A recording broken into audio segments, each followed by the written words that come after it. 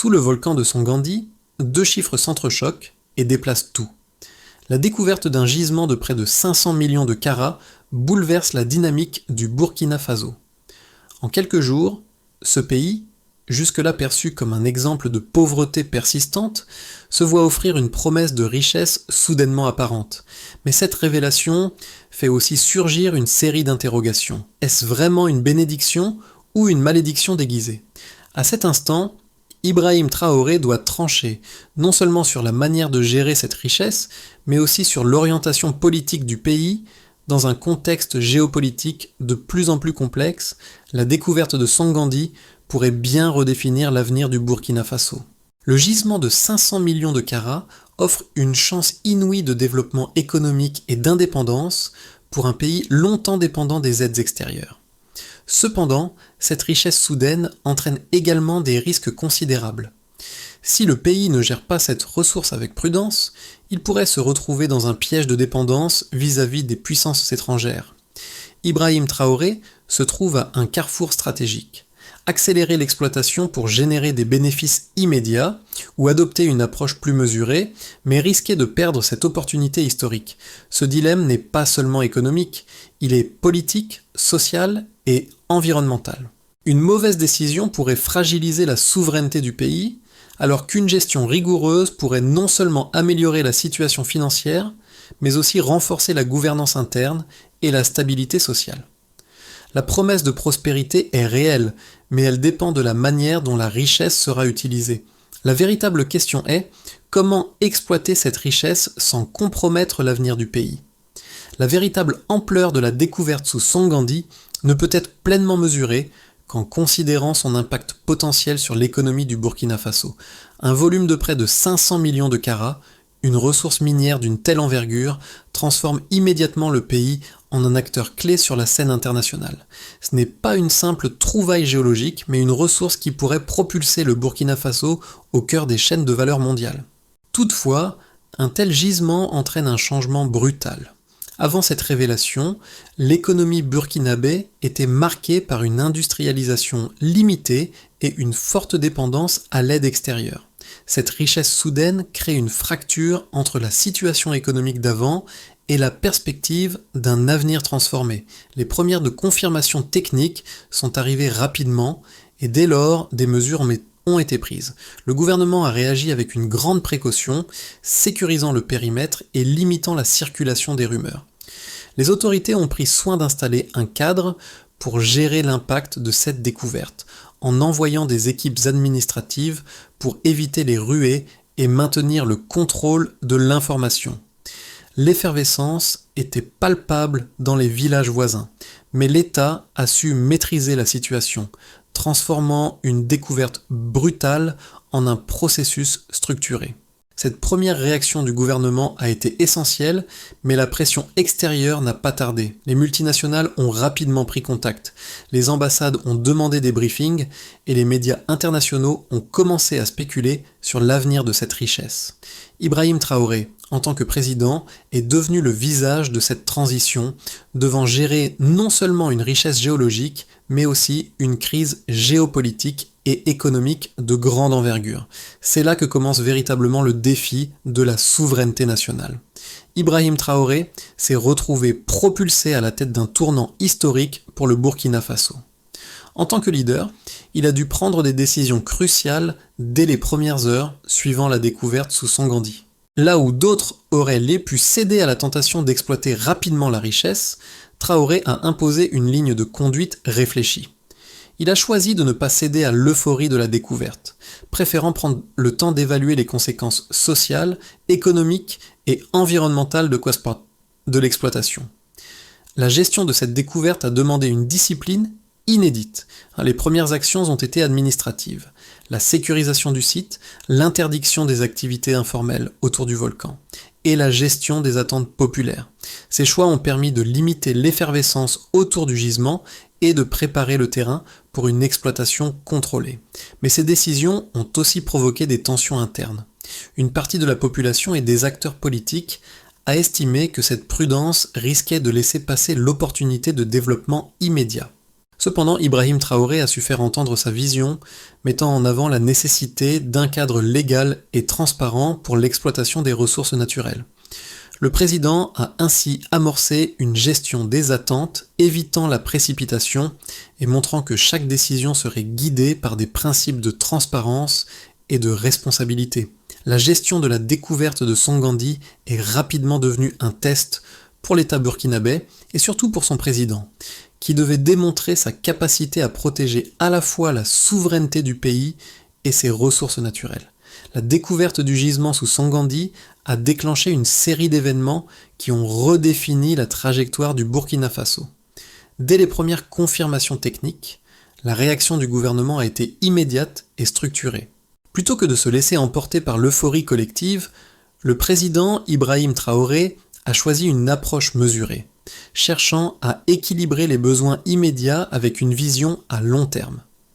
L'un des premiers gestes symboliques a été la sécurisation du périmètre du site, limitant ainsi les accès et les risques de spéculation.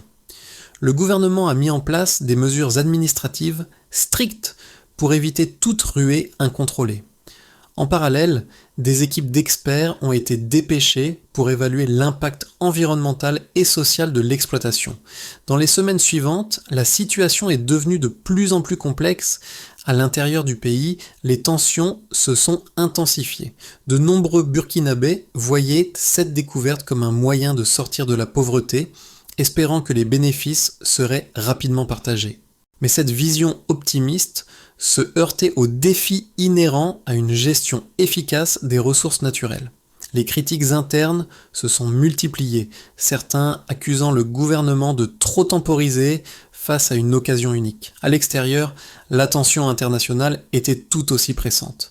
Les puissances économiques et les multinationales ont vite compris l'enjeu stratégique de cette ressource. Les discussions ont débuté dans les couloirs des ambassades et des organisations internationales, tandis que des représentants d'entreprises minières ont afflué à Ouagadougou pour exprimer leur intérêt. Cependant, Ibrahim Traoré a refusé de céder à cette pression extérieure.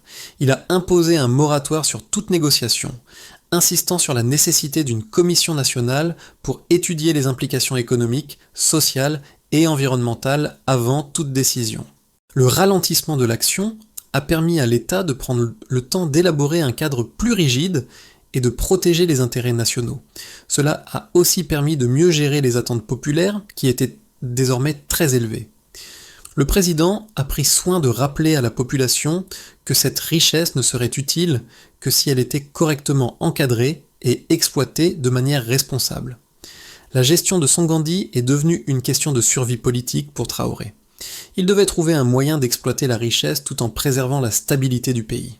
Mais la question restait, comment garantir que cette richesse ne devienne pas une malédiction, comme cela s'est souvent produit ailleurs en Afrique ? Les premières analyses du gisement sous Songandi ont rapidement révélé l'ampleur de la découverte. Les scientifiques et les experts miniers ont estimé que la réserve totale se situait autour de 500 millions de carats, un volume exceptionnel non seulement pour le Burkina Faso, mais pour la région du Sahel. Ce chiffre, à la fois impressionnant et potentiellement transformateur, a radicalement changé la donne. Il n'y a pas si longtemps, le pays luttait contre une industrialisation faible et une dépendance forte aux aides internationales. Cette découverte offrait une chance de bouleverser cette dynamique. Mais à quel prix ? Le premier chiffre crucial est celui de la projection des recettes potentielles. Selon les premières évaluations internes, si l'exploitation atteint sa pleine capacité, les recettes nationales pourraient être multipliées par 10 sur les 5 prochaines années. Une telle croissance budgétaire offrirait de nouvelles perspectives pour financer des secteurs cruciaux comme l'éducation, la santé et les infrastructures. Pourtant, ce chiffre soulève également des inquiétudes. Une telle explosion des ressources pourrait affaiblir les institutions publiques, déjà fragiles. Les autorités pourraient se retrouver incapables de gérer un afflux aussi massif de fonds sans un cadre de gouvernance rigoureux. L'histoire de nombreuses autres nations africaines montre que des découvertes similaires ont souvent entraîné une corruption généralisée et une mauvaise gestion des ressources naturelles. Le deuxième chiffre concerne les risques environnementaux.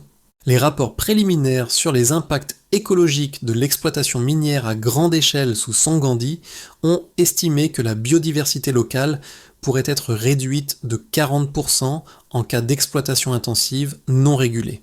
Cette réduction massive des écosystèmes sahéliens pourrait avoir des conséquences irréversibles sur les communautés locales, leur agriculture et leur mode de vie. Un tel déclin pourrait également exacerber les tensions internes et renforcer les critiques contre le gouvernement qui pourraient être perçues comme priorisant les profits immédiats au détriment de l'environnement. Enfin, un troisième chiffre a été mis en lumière par les experts économiques, la proportion de la population vivant en dessous du seuil de pauvreté dans les régions voisines de Sangandi. Environ 70% des habitants de ces zones dépendent encore de l'agriculture de subsistance. La découverte pourrait théoriquement améliorer leurs conditions de vie, mais elle pourrait aussi aggraver les inégalités si les bénéfices de l'exploitation ne sont pas équitablement partagés. Pour que la richesse de Sangandi bénéficie réellement à tous, il sera essentiel d'adopter des politiques de redistribution et de création d'emplois locaux. Ces trois chiffres, à savoir les revenus potentiels, les risques environnementaux et la situation socio-économique des populations locales, sont au cœur du débat. Ils illustrent à quel point cette découverte est à la fois une opportunité unique et un défi de taille pour le gouvernement d'Ibrahim Traoré. Le président doit jongler avec ces facteurs pour éviter que la richesse ne devienne une malédiction, en mettant en place une stratégie qui protège à la fois l'environnement, les communautés locales et la souveraineté du pays. La question de l'exploitation du gisement de Sangandi soulève des opinions divergentes parmi les experts et les observateurs. D'un côté, certains défendent une exploitation rapide et sans restriction. Ils estiment que le Burkina Faso ne peut pas se permettre de laisser passer une occasion aussi exceptionnelle de générer des revenus, en particulier dans un contexte de pression économique et sécuritaire croissante. La découverte de 500 millions de carats représente un levier stratégique capable de redresser les finances du pays et de libérer l'État de sa dépendance vis-à-vis des aides internationales. En outre, selon les partisans de cette approche, un retard dans l'exploitation pourrait laisser le champ libre à des puissances étrangères désireuses de s'approprier les ressources naturelles du pays. Dans cette optique, la priorité devrait être donnée à l'exploitation rapide pour renforcer l'indépendance financière du Burkina Faso et réduire sa vulnérabilité aux pressions extérieures. Cependant, cette vision est fortement critiquée par un autre camp, qui plaide pour la prudence et la gestion contrôlée. Les critiques soulignent les risques institutionnels et sociaux d'une exploitation hâtive. Une exploitation minière non encadrée pourrait exacerber la corruption, affaiblir les institutions publiques et marginaliser les acteurs locaux au profit de multinationales étrangères. De plus, les experts en environnement avertissent que l'impact écologique pourrait être dévastateur, en particulier dans une région aussi vulnérable que le Sahel. Une exploitation à grande échelle pourrait entraîner une dégradation irréversible de la biodiversité et des écosystèmes locaux, aggravant ainsi les inégalités sociales et les tensions internes. En outre, cette approche pourrait nuire à la stabilité politique du pays, déjà fragile, en exacerbant les frustrations populaires et en exacerbant les luttes de pouvoir au sein des institutions. La position la plus raisonnable, selon de nombreux analystes, consiste à combiner les deux perspectives. Une exploitation qui tienne compte des impératifs de développement économique, tout en imposant des régulations strictes pour prévenir les dérives. Cela nécessite une approche progressive et méthodique, avec une transparence totale dans les négociations et une gestion rigoureuse des ressources naturelles. La clé réside dans la mise en place d'un cadre institutionnel solide, capable de gérer les fonds de manière responsable et de garantir que les bénéfices de cette richesse soient partagés de manière équitable à travers le pays. Cette approche permettrait de répondre aux impératifs économiques tout en préservant les fondations politiques et sociales du pays. Un point de bascule majeur se profile pour le Burkina Faso. L'exploitation du gisement de Sangandi ne se résume pas à une simple question économique, mais à un véritable test de gouvernance. La manière dont le pays choisit d'exploiter cette ressource stratégique pourrait soit renforcer sa souveraineté, soit l'exposer à de nouvelles formes de dépendance. Dans les prochains mois, le Burkina Faso devra faire face à des choix cruciaux.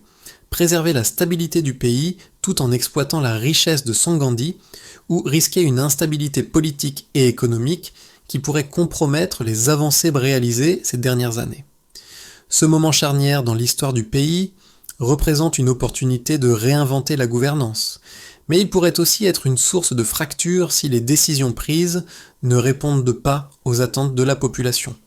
Les tensions sont palpables, mais c'est dans la transparence, la consultation populaire et l'inclusivité des décisions que réside la clé d'une gestion réussie de cette ressource.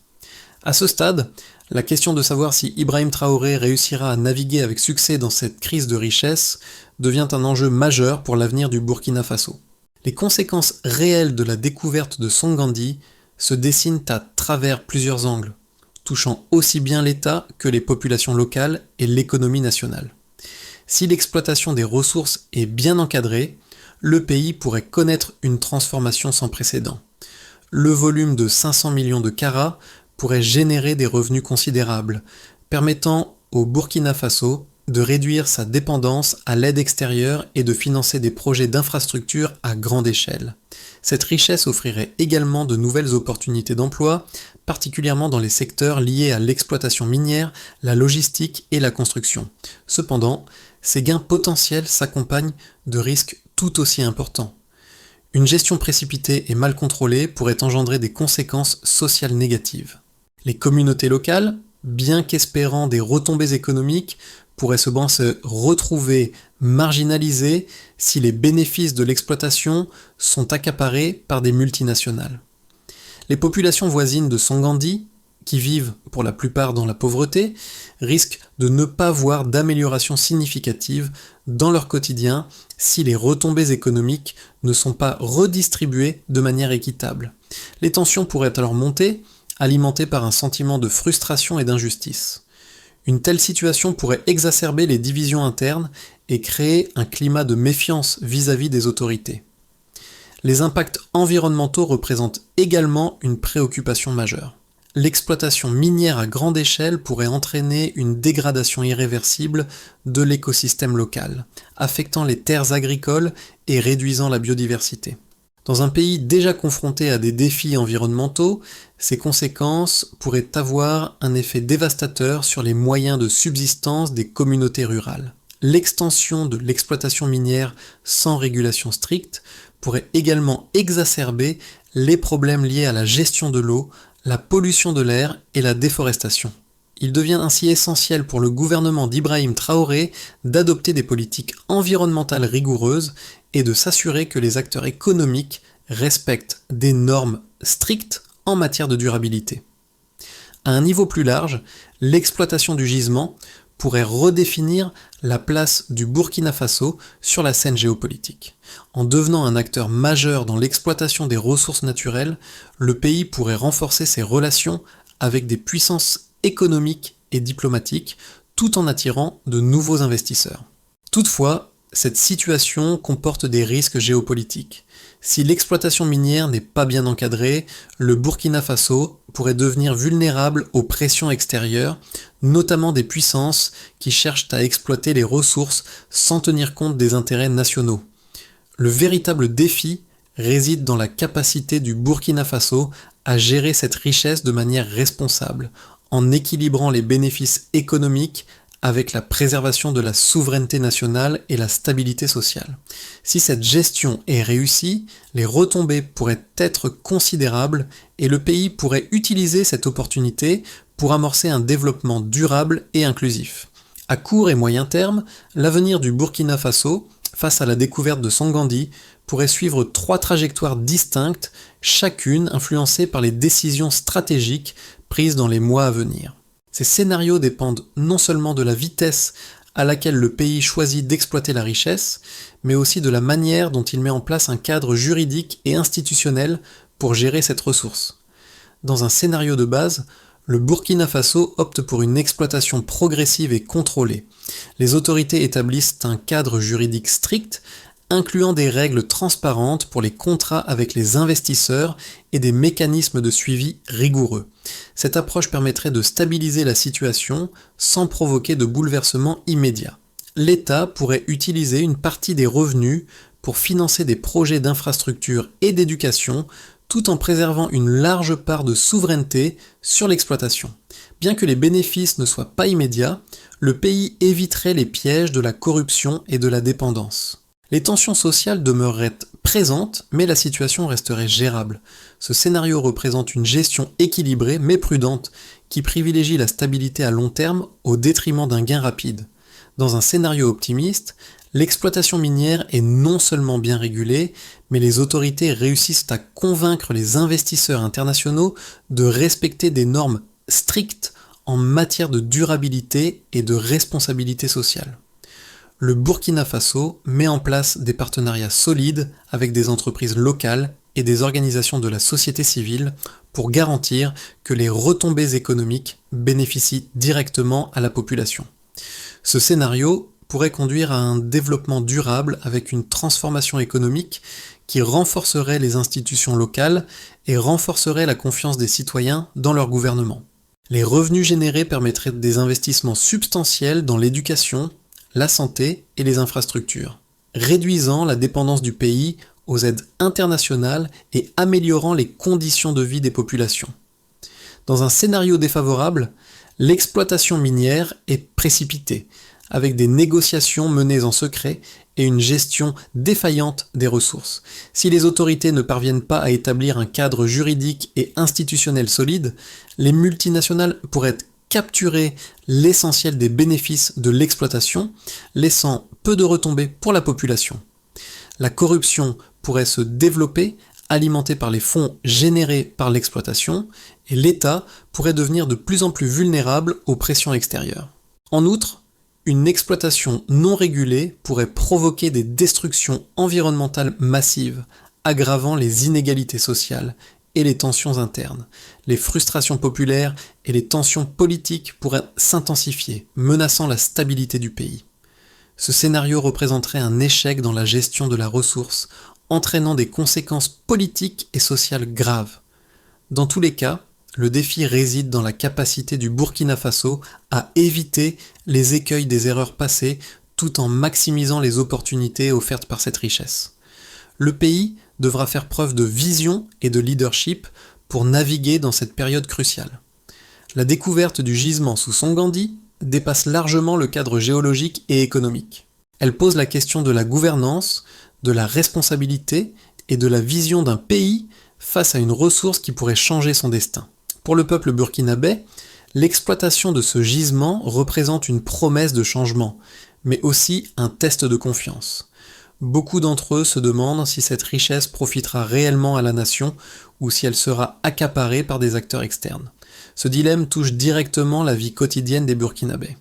Les jeunes espèrent des emplois dans les secteurs miniers et la construction, tandis que les communautés rurales attendent des investissements dans les infrastructures et les services de base. Mais ces attentes sont fragiles et conditionnelles. La réussite de la gestion de cette richesse dépendra de la capacité du gouvernement à rester fidèle à ses engagements, à être transparent et à éviter les dérives qui ont souvent frappé d'autres pays africains riches en ressources naturelles. C'est un moment décisif pour Ibrahim Traoré qui doit démontrer que le Burkina Faso peut faire les bons choix, non seulement pour lui-même, mais pour les générations futures. La question n'est pas seulement de savoir comment exploiter Songandi, mais comment transformer cette exploitation en un levier pour un développement durable, équitable et bénéfique pour toute la population. Pour que la découverte de Songandi devienne une véritable opportunité pour le Burkina Faso, plusieurs étapes doivent être franchies. La première est de créer un cadre institutionnel solide pour réguler l'exploitation minière. Cela implique la mise en place de mécanismes de transparence dans les contrats avec les entreprises, la définition de critères stricts pour les investissements étrangers et l'instauration de contrôles réguliers pour éviter la corruption. Une commission nationale, indépendante et composée d'experts locaux et internationaux devrait être créée pour superviser l'exploitation et garantir que les bénéfices seront partagées équitablement. En parallèle, des politiques de développement local doivent être mises en place pour que les communautés autour de Sangandi bénéficient directement de l'exploitation. Cela inclut des projets d'infrastructure, des emplois pour les habitants et des investissements dans les services publics. Le gouvernement doit aussi adopter des mesures de protection environnementale rigoureuses pour minimiser les impacts écologiques. Des études d'impact environnemental doivent être réalisées avant toute extraction et un suivi constant de la biodiversité doit être assuré. Enfin, il est crucial de maintenir un dialogue continu avec la société civile et les citoyens. Des consultations régulières doivent permettre de recueillir les préoccupations des populations locales et de les intégrer dans les décisions politiques. La réussite de l'exploitation de Sangandi repose sur la capacité du gouvernement à agir de manière responsable, à garantir la transparence et à mettre en place un développement inclusif et durable. À travers le volcan de Sangandi, le Burkina Faso se trouve à la croisée des chemins. Ibrahim Traoré, avec sa gestion prudente et mesurée de cette découverte, a l'opportunité de transformer le pays, non seulement en un acteur majeur sur la scène internationale, mais aussi en un exemple de gouvernance responsable. Le défi est immense, mais l'opportunité est tout aussi grande. La véritable richesse de Sangandi ne réside pas simplement dans les 500 millions de carats enfouis sous la terre, mais dans la manière dont cette richesse sera partagée et gérée pour le bien commun. Le président Traoré doit prouver que le Burkina Faso peut naviguer entre les promesses de prospérité et les réalités de la souveraineté nationale, et qu'il est capable de construire un avenir où cette découverte devient un levier pour un développement durable et équitable. Chaque choix, chaque décision, chaque action a un poids considérable, non seulement pour les générations actuelles, mais aussi pour les générations à venir. Si l'histoire de Sangandi est écrite avec sagesse, elle pourrait devenir un modèle pour d'autres pays riches en ressources naturelles. Mais si elle est écrite à la hâte, les fractures qu'elle pourrait créer risquent de marquer le pays pendant des décennies. La découverte de Sangandi n'est qu'un début. Le Burkina Faso a une chance unique de transformer cette richesse en un moteur de progrès pour toute la nation. Mais cela dépend de l'implication de chacun. Ce n'est pas seulement un défi pour le gouvernement, mais pour chaque citoyen, chaque entreprise, chaque acteur local. Le peuple burkinabé doit se mobiliser pour garantir que les retombées de cette découverte profitent à tous et que la richesse de Sangandi soit utilisée de manière juste, transparente et responsable. Les décisions prises dans les mois à venir détermineront le futur du pays. Il est impératif que la société civile, les acteurs économiques et les institutions publiques travaillent main dans la main pour créer un avenir où les bénéfices de cette découverte ne seront pas qu'une promesse, mais une réalité tangible pour chaque Burkinabé.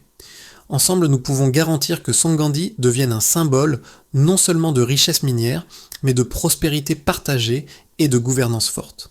Le moment est venu de décider du futur du Burkina Faso, et ce futur se construira grâce à une action collective.